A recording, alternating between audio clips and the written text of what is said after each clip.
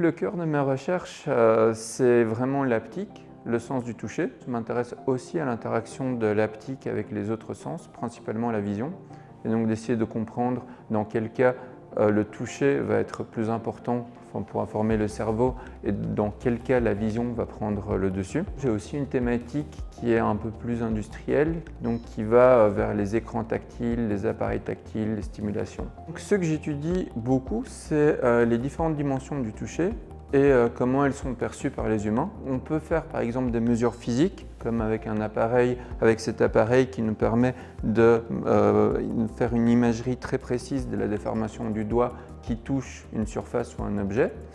Mais par contre, une fois qu'on a l'image et donc qu'on a la déformation physique, rien ne nous dit que cette déformation, que ces phénomènes physiques vont être utilisés par le cerveau.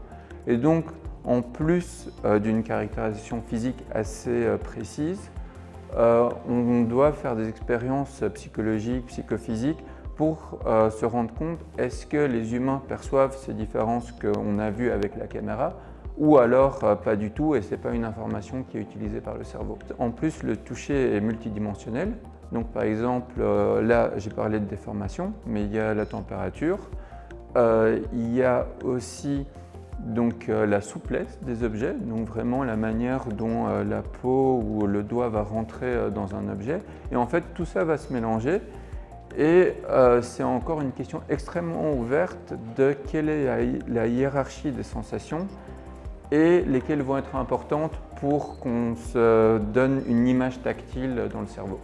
Le toucher peut faire des différences jusqu'aux échelles nanométriques et donc on s'est posé la question de jusqu'à quel point, si on demande aux personnes d'essayer vraiment, elles peuvent faire la différence entre des textures qui ont des différences à l'échelle moléculaire.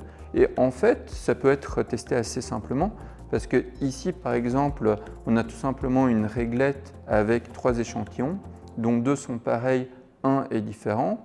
Et la seule différence, c'est l'hydrophilie de ces échantillons. On s'est rendu compte que c'est vraiment sur les premières millisecondes du mouvement sur la surface qui vont créer la différence physique de déformation du doigt qui va permettre aux personnes de répondre à cette question. Alors qu'une fois que le doigt est vraiment en mouvement et stabilisé, en tout cas grâce à nos capteurs, on ne voyait aucune différence entre ces textures. Forcément, ça passe par la compréhension du sens du toucher et des différents mécanismes, donc de vraiment comprendre la hiérarchie de ces mécanismes.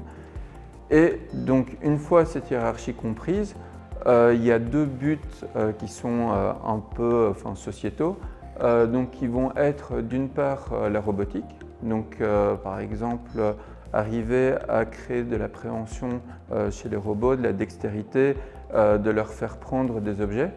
À cette étape-ci, la plupart des robots dans leur dextérité sont très limités par rapport aux humains. Et un autre objectif, c'est les écrans tactiles, parce qu'en fait, on connaît assez bien les écrans visuels qui sont partout, mais jusqu'à présent, l'information tactile de ces écrans se limite à des vibrations pour certains types de notifications. Ces vibrations sont vraiment un échantillon plus que limité de la richesse du toucher dont on fait l'expérience chaque jour. Il y a aussi vraiment un champ assez incroyable de créer des sensations tactiles de plus en plus convaincantes sur des écrans qui seraient multisensoriels. Donc il y aurait la vision, l'audition comme jusqu'à présent, mais aussi une dimension tactile riche.